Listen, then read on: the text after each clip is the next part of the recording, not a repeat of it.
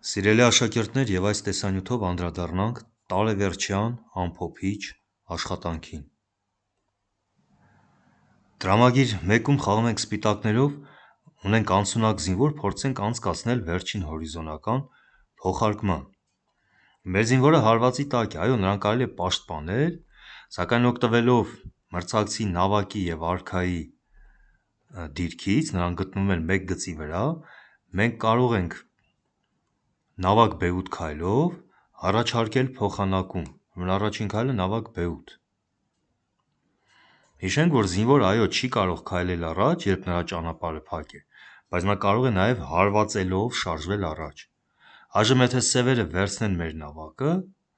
նույնը կանենք մենք, կփոխարկվենք թագուհու, գուցե նաև նավակի եւ կհայտարարենք մատ։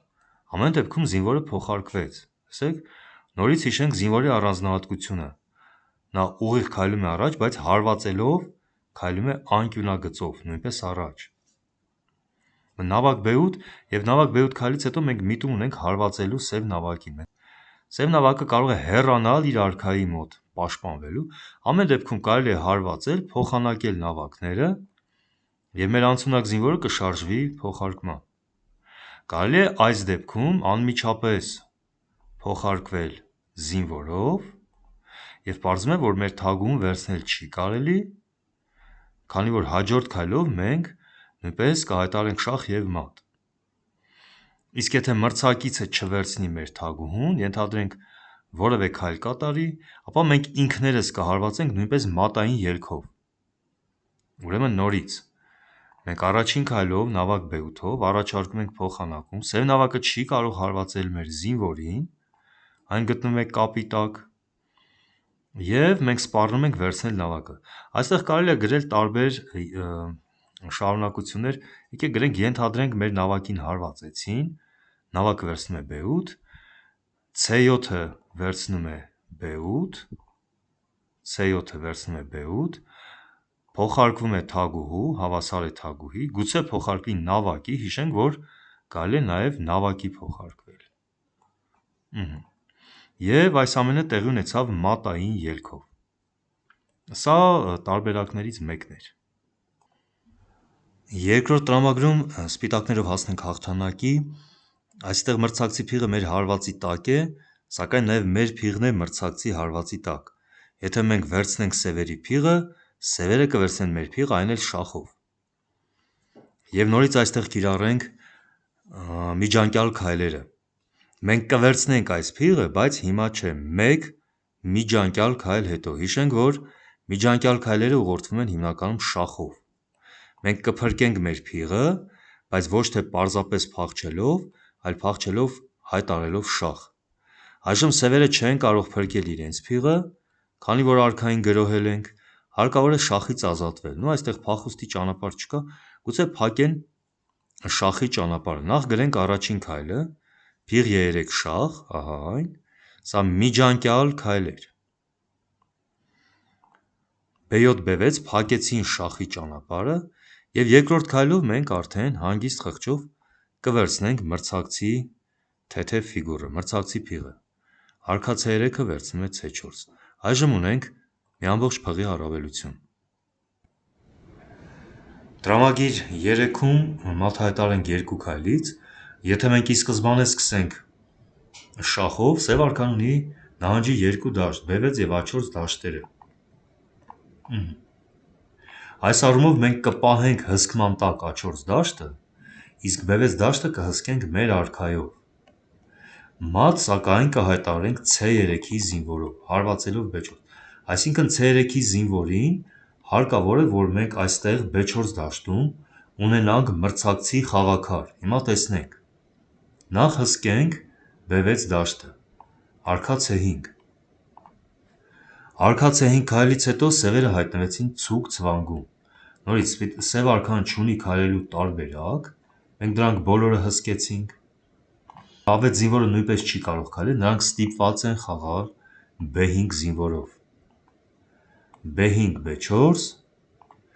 եւ մենք B4 դաշտում ունեցանք խաղաքար, որին կարելի է հարվածել։ Այո, C3-ը վերցնում է B4 եւ մատ։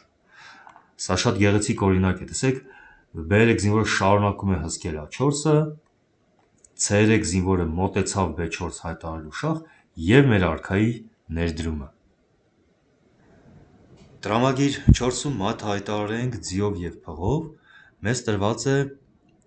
3 քայլ։ Առաջինը, որպեսզի մրցակցի արքան չհեռանա անկյունից, հարկավոր է այս անկյունը